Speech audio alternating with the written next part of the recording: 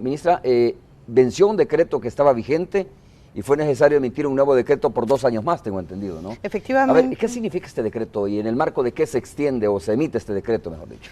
Más bien es un nuevo decreto, porque contiene elementos que no contenían los anteriores decretos de emergencia. A ver, nosotros en el 2010, el Ministerio de Medio Ambiente en el 2010 realizó el primer decreto de emergencia ambiental en el país. Nunca antes se había utilizado ese articulado de la Ley de Medio Ambiente que nos permite a nosotros decir y definir por condiciones de impacto a la salud o a los ecosistemas una emergencia ambiental. En el 2010 establecimos la emergencia ambiental en Sitio del Niño a raíz de la contaminación por plomo que se encontró en suelo y en algunos lugares del agua. En aquel momento iniciamos una serie de acciones en las afueras de la ex fábrica Baterías del Salvador, porque el proceso dentro de la fábrica estaba y está todavía judicializado. De manera que nosotros iniciamos las acciones, además porque nos asesoramos de los expertos en estos temas de contaminación, que es la Agencia de Protección Ambiental de los Estados Unidos y la EPA, por sus siglas en inglés, nos dijo, mira, concéntrense afuera de la fábrica para reducir los niveles de contaminación por plomo y la exposición a la que pueden estar los pobladores del lugar. Y así lo hicimos en los decretos de emergencia desde el 2010 hasta ahora. Este es un nuevo decreto de emergencia porque cambia no solo las acciones, sino cambia el área en donde va a estar la emergencia. El informe de la EPA dice, y yo me siento muy satisfecha por eso, dice, las acciones que han emprendido en el marco del decreto de emergencia ambiental han sido exitosas y por lo tanto han logrado reducir la contaminación en buena parte de los suelos que estaban en el decreto de emergencia anterior. Ahora la contaminación está bastante concentrada en unos polígonos, obviamente alrededor de la ex fábrica Baterías del Salvador. Estamos en los alrededores con esta contaminación. El decreto de emergencia ya es solamente para esos polígonos. Es decir, la contaminación es menos, ¿ya? La contaminación es menos y allí en esos lugares donde hay viviendas, pero también hay cultivos, vamos a iniciar acciones de remediación, ya sea de fitorremediación, esto es remediación con plantas, o de remediación química, remoción de los suelos. Además, incluye este decreto de emergencia una acción que francamente hemos estado esperando todos.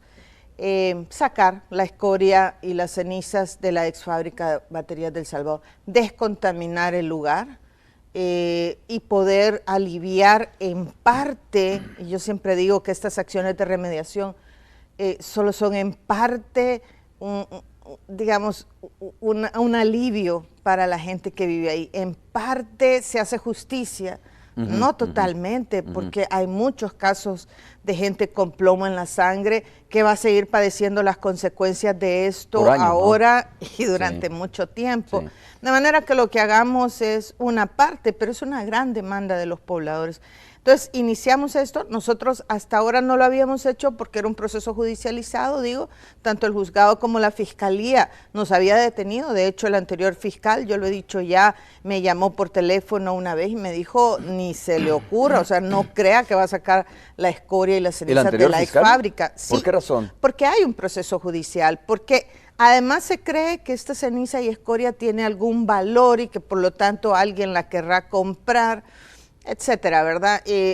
Ya con la EPA, con la Agencia de Protección de los Estados Unidos, hemos visto que la escoria perdió su valor, que realmente es un costo el que tenemos que incurrir, o en el mejor de los casos se lo podría llevar alguna empresa, pero bueno, eso estamos buscando nosotros ahora. Ministra, el anterior fiscal prohibió el retiro, aun cuando se tuvieran las condiciones para hacerlo, el retiro de la escoria. En parte creo que las condiciones no lo permitían, porque efectivamente hay un pero proceso si lo tuviera judicial. El fiscal le prohibió en ese momento. Efectivamente, me llama por teléfono y me dice, no, de ahí no sale la escoria y las cenizas de la fábrica. Bueno, esa era la situación antes, hasta que la Corte Suprema de Justicia, la Sala de lo Constitucional, dice, Ministerio de Medio Ambiente saque la escoria de la fábrica. Por un lado, ustedes saben, estaba yo muy molesta porque siempre es el gobierno el que se tiene que hacer cargo de esto. Y cuando digo gobierno, digo los impuestos de todos nosotros. No es un proceso barato, es un proceso caro. y me parece que debería de haber algún responsable para hacer esto. Pero nosotros ya asumimos eso. En realidad lo que estamos viendo ahora es que finalmente se va a hacer justicia en parte, insisto, con la gente y se va a sacar esta Claro. ceniza y Ministra, pero esto era una oportunidad para sentar un precedente, ¿no? Es decir, ahora, como usted bien lo dice, esta irresponsabilidad de una empresa privada va a terminar siendo asumida por el gobierno, de alguna manera en el costo, ¿no? Mira, y hubiese sido la oportunidad para sentar un presidente y decir, mire, si una empresa privada comete una irregularidad de este tipo, al final es ella la que tiene que hacerse cargo, por lo menos parte de los gastos o totalmente los gastos, no sé. Mira, nosotros somos muy cuidadosos en esto porque efectivamente hay un proceso judicial y esto de quién es culpable, quién tiene que pagar, nosotros no somos las autoridades. Lo que yo siempre digo es, no es posible que siempre acabemos siendo los ciudadanos que pagamos esto. Tiene que agilizarse este proceso judicial y poder resarcir esto, pero en fin, yo esperaría que esto fuera así. Nosotros por ahora vamos a iniciar con ese proceso, ya iniciamos, no vamos a iniciar, ya iniciamos. Ya se está haciendo un balúo de lo que hay ahí en la ex fábrica de baterías del Salvador, ya entraron las primeras empresas para valorar el equipo que hay ahí y todo el hierro que hay para poder venderlo, de manera de tener algunos fondos que podamos utilizar dentro de este proceso.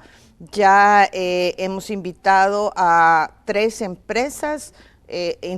Hay una del Salvador que tiene alianza con Corea, una directamente con Corea y una con Guatemala, a los cuales hemos invitado para que nos hagan sus cotizaciones y ofertas de qué significaría llevarse la escorias y cenizas. Ok, y entonces en este momento sí se puede hacer a pesar de que haya un proceso judicial, como usted dice, ordenado por la Corte Suprema, ¿no? Efectivamente, yo asumo, y en este país parece siempre que las disposiciones de las de la Corte Suprema de Justicia, en particular de la Sala de lo Constitucional, parece que todo el mundo las sigue y nadie las cuestiona. No veo por qué tenga que ser yo la primera que lo haga. De todas formas, nosotros ya enviamos cartas tanto al juzgado como a la Fiscalía General de la República, diciendo, ojo, nosotros vamos a cumplir su mandato porque queremos que después no digan, no se les informó a las instancias debidas, y asumimos que ellos van a respondernos que efectivamente hay que seguir las disposiciones de la Sala de lo Constitucional.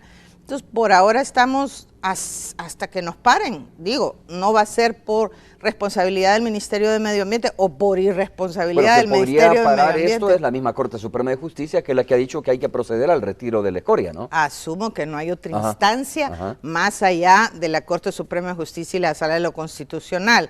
De lo cual no voy a hacer ningún comentario, pero en nuestro caso no veo forma de que nos paren. Bueno, ministra, vamos a ver un material precisamente sobre esta situación que están viviendo o las familias que vienen en torno a la fábrica de baterías del Salvador, ¿no? Ex fábrica de baterías del Salvador. Y también no podemos dejar de preguntar qué pasa con aquellas personas que han sido afectadas, ¿no? Aquellas que continúan teniendo, digamos, el plomo en su sangre, como usted lo acaba de decir. Bueno, ¿quién les va a indemnizar? ¿Qué es lo que se ha hecho con ellos? ¿Y hasta cuándo va a terminar este proceso? Si termina con el retiro de la escoria y se clausura totalmente esta situación. Bueno, hay muchas preguntas sobre eso. Pero antes vamos a ver ese material que tiene que ver precisamente con la situación que viven las familias que viven en torno a la fábrica o a la ex fábrica de baterías del Salvador.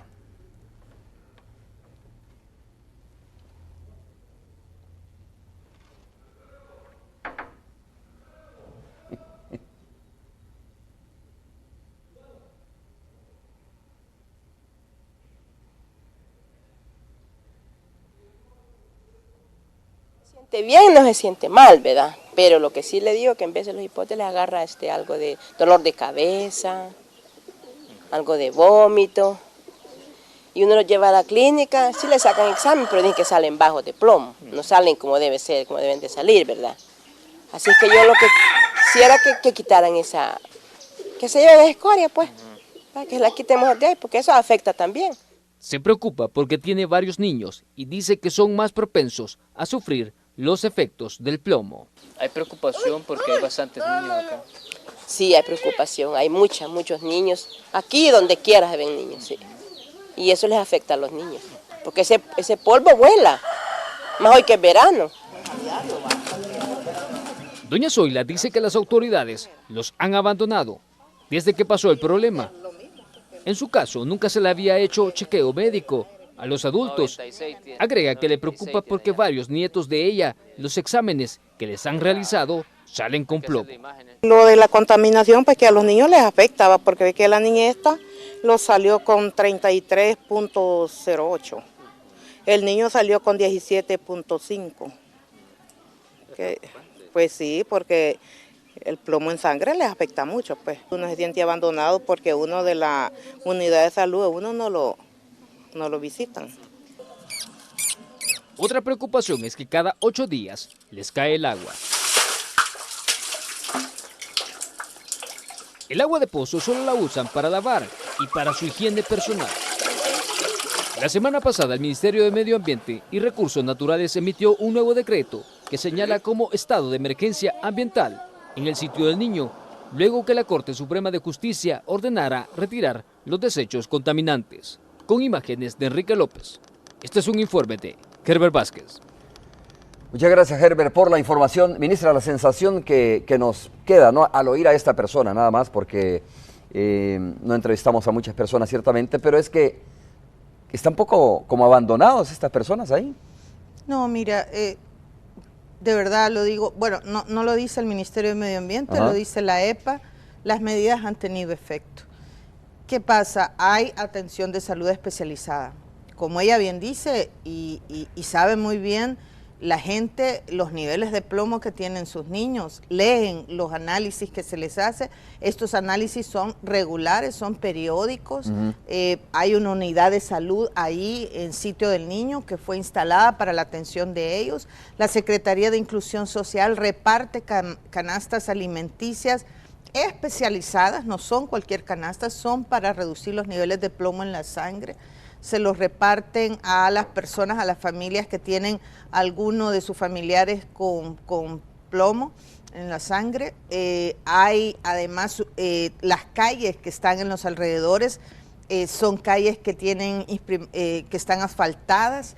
Esto es para evitar, efectivamente, como la señora muy bien lo dice, el plomo no vuela, no es volátil, pero el plomo con el polvo sí lo es. Entonces, para evitar que se levante el polvo, están asfaltadas todas las calles en los alrededores de la ex fábrica de baterías del Salvador.